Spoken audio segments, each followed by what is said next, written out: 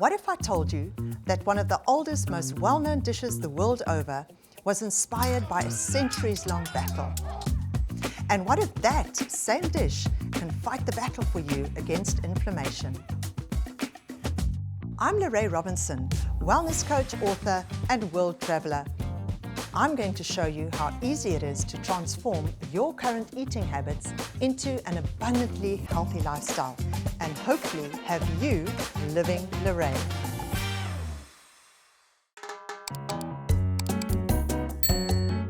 As we move into our 40s and beyond, many of us struggle with nagging health issues such as inflammation. Does that sound familiar? That's because what you don't invest in your younger years, you'll pay for in your older years. In fact, in America, 75% of American adults are considered obese. 50% of American adults have high blood sugar. 30% of teens have blood sugar issues. In the 28 years that I've been teaching health and wellness, I've always shared with people that I don't believe in diets. I believe they bring you into bondage and they make you obsessed with food. If your focus is good health, everything else will fall in line. It may take time, but it eventually will. I am so excited to set out on this journey of healthy living together. There's no better way to start than by creating one of the simplest yet most delicious meals, which happens to be one of my all-time favorites, Cuban black beans and rice. I have come to love black beans. And the backstory to this recipe is my husband and we do a lot of traveling and ministry work to Cuba. And we went and ate with some local people and they were preparing these black beans and the rice, the real authentic Cuban black beans and rice.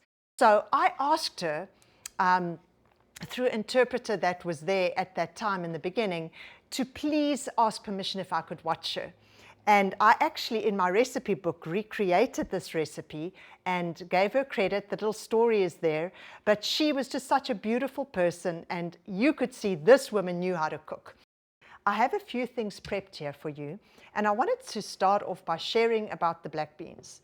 These little legumes are such a humble little bean.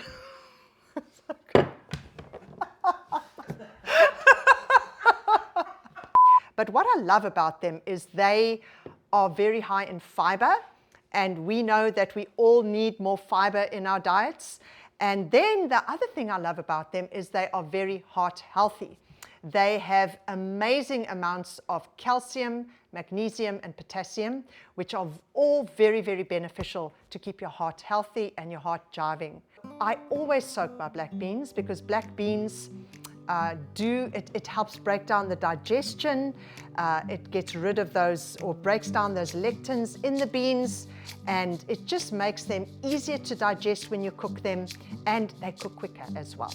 Then lime and cumin and black beans and cilantro, they all just jive together, they just work.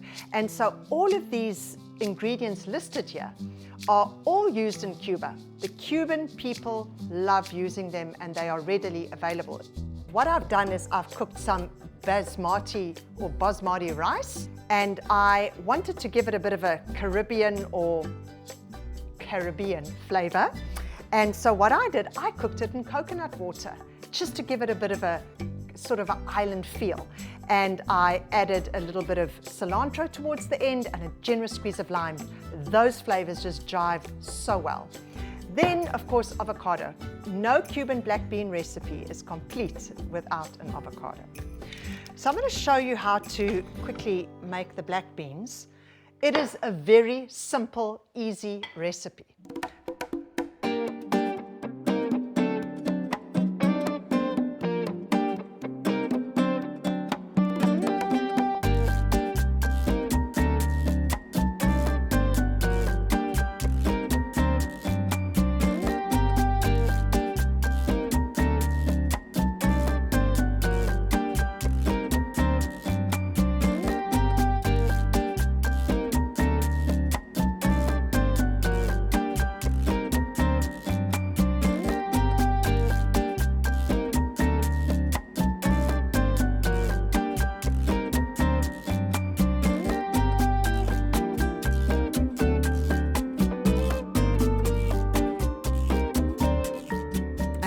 go. A delicious bowl with Cuban black beans and rice. Here's some fun facts. Black beans and rice is over 7,000 years old and was inspired by the Spanish-Moor Wars. The black beans represent the Moors and the rice represent the Spanish. Studies have shown black beans can reduce inflammation markers in the body, which also helps to fight against inflammatory diseases. I have friends who have parents who are in the winter season of their lives, and I am constantly hearing from them that their parents don't drink enough water. I have other friends who have littlies at school, and they are always challenged because their children don't want to drink water. And we know that water is so important for every cell and for every organ to function in the body. You have to have water. For your brain to function, you've got to have water. It is critical to detoxify your body. So let me show you some fun ways on how you can infuse water and make it taste delicious. So the first combination is going to be a rosemary and grapefruit. So what I like to do, I always like to peel the grapefruit. But if you leave the skin on the grapefruit, then it can become problematic and it can become bitter, and you don't want that. So I just try and take as much of the pith and the skin off, and then I just simply slice big slices, or you can cut them like that, and then in half, or you can cut them in squares. Let's do this. We are going to do the fresh grapefruit. Just look at that color. I love grapefruit because it's high in vitamin C, and the color is just so, so beautiful and life-giving. And to that, we're going to add a sprig of rosemary. What I do is I just rub it a little bit like this to infuse the oils, but do take note, I only infuse the rosemary for 4 hours because rosemary is very strong. It is the one herb, or as your Americans say, herb, that you have to take out in 4 hours. Okay? Right. One thing I encourage you to do is infuse your water at room temperature. So the flavors come out a lot quicker, and once it's infused, you can infuse your water for anything between 30 minutes to 12 hours, but infusing it at room temperature really draws out the flavors of whatever fruits you are putting in there. So one of my favorite combinations is the cucumber, ginger, and the lemon. And cucumber in itself is very hydrating. And of course, the ginger is so good for our digestion. And the lemon is high in vitamin C, which is an antioxidant, which keeps us younger. So let's put it together and see what it looks like.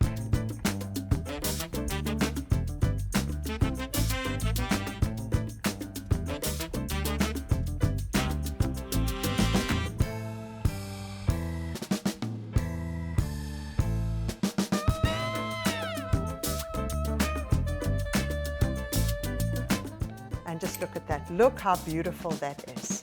Absolutely delicious. So in closing, this is a fun way to stay hydrated and to enjoy drinking water, which all of us need to do more of. I'm so excited to share my no-bake granola bars with you. These granola bars were an absolute hit when my children were growing up, my 3 girls. They were all very active. And this was just a wonderful recipe that I could make the night before and put it in the freezer, and the next morning put it into the lunch boxes, or they would have 1 or 2 before a sports event.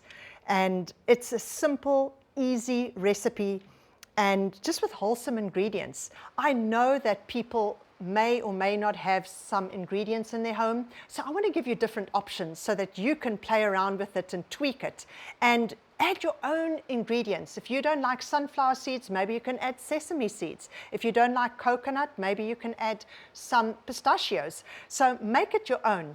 But what I do is I use some gluten-free muesli, and it is just delicious and has nuts and raisins and all kinds of goodies in it. But if you don't have the muesli, what you can do is you can use gluten-free oatmeal, and then you can add a little bit of coconut or sunflower seeds and sort of make your own muesli.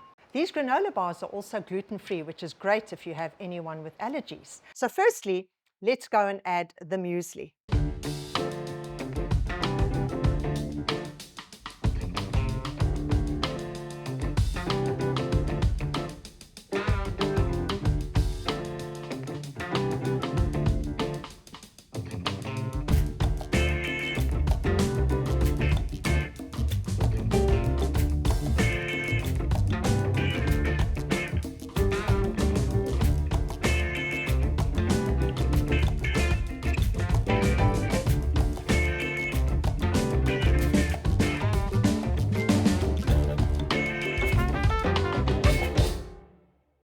Okay, there you go.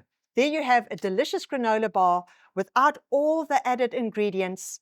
Remember, when we purchase granola bars from the grocery store, many of them are so processed. And here you have some simple ingredients that are good for you and good for your family. So I want to encourage you that life is here for us to live to the fullest. I believe that we all are called to live purposeful lives. And you know, so many of us take better care of our cars than what we do to our bodies. If you have a gas car, you will never put diesel in that car. So why do we eat processed foods that were not created to go into our bodies? Our cars can be replaced, but our bodies can't. I'm of the opinion that we will never ever get breakthrough unless we address what's at the end of our forks. It's okay to have your piece of chocolate cake now and again. I also have my cake and eat it, but as long as it's not all the time, it really is about finding that balance. When we change our eating habits and get creative with food, we can really have fun with it. And folks, that is what Living Lere is all about. Until next time, God bless.